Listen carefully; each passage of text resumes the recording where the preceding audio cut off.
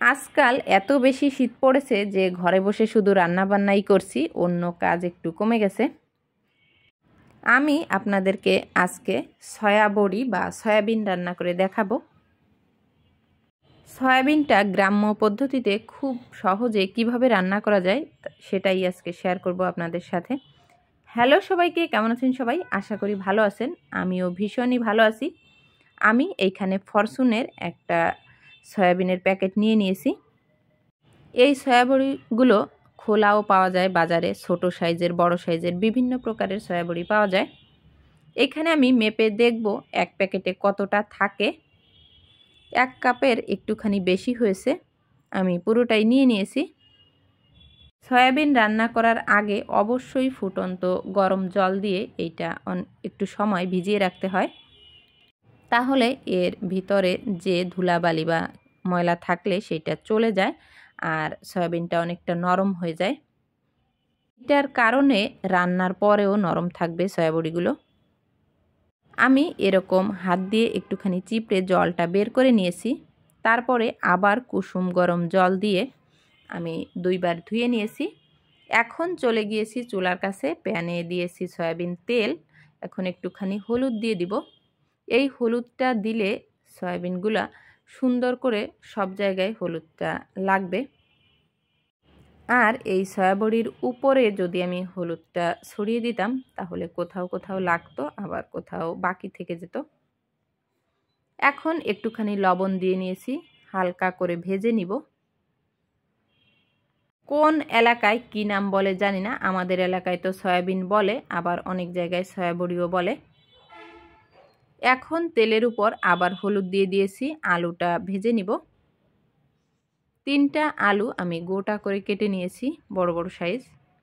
এখন কড়াইয়ের অবশিষ্ট তেলের সাথে আরেকটু তেল অ্যাড করে দিয়েছি গরম মশলা, তেজপাতা, 1 চা চামচ পেঁয়াজ বাটা, 1 চা চামচ আদা রসুন বাটা।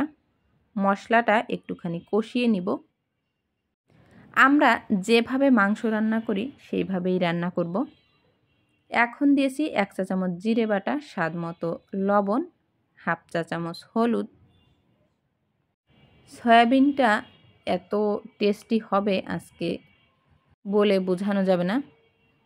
এখন এইখানে আমি একটা টমেটোর অর্ধেক ব্লেন্ড করে নিয়েছিলাম, সেইটা মিশিয়ে নিয়েছি। আর দিয়েছি একটা টমেটো কিউব আকৃতি করে কেটে নিয়েছি, সেটা মিশিয়ে দিয়েছি। এতে কালারটা খুবই সুন্দর আসবে। এখন দিয়েছি 1 চা চামচ শুকনা মরিচের গুঁড়া, ধনিয়া গুঁড়া দিয়েছি 1/2 চা চামচ। অর্থাৎ মশলা দেওয়ার এইখানে কোনো নিষেধাজ্ঞা নেই। মাংসটা যেভাবে রান্না করি, রান্না করলে ভালো লাগে সেরকমই আপনারা মশলাটা অ্যাড করবেন। হালকা একটু জল দিয়ে ঢাকনা দিয়ে মশলাটা কষিয়ে নিয়েছি। তেলটা ছাড়া শুরু করলেই বুঝতে হবে মশলাটা কষানো হয়ে গেছে। এখন আমি ভেজে রাখা সয়াবড়ি আর আলুটা মিশিয়ে দিব। আমার কাছে কিন্তু মাংসের থেকেও বেশি ভালো লাগে এই সয়াবড়িগুলা খেতে। শীতের দিনে একটুখানি কষিয়ে রান্না করলে সত্যি অসাধারণ হয় খেতে। এখন আমি 1 মগ জল দিয়ে দিয়েছি। জলটা কিন্তু ফুটন্ত গরম জলই ছিল। 1 মিনিটের ভিতরেই জলটা ফুটে উঠবে, যেহেতু গরম জল। ঢাকনা দিয়ে অপেক্ষা করব 7 থেকে 8 মিনিট। রান্নাটা কিন্তু প্রায় শেষের পথে।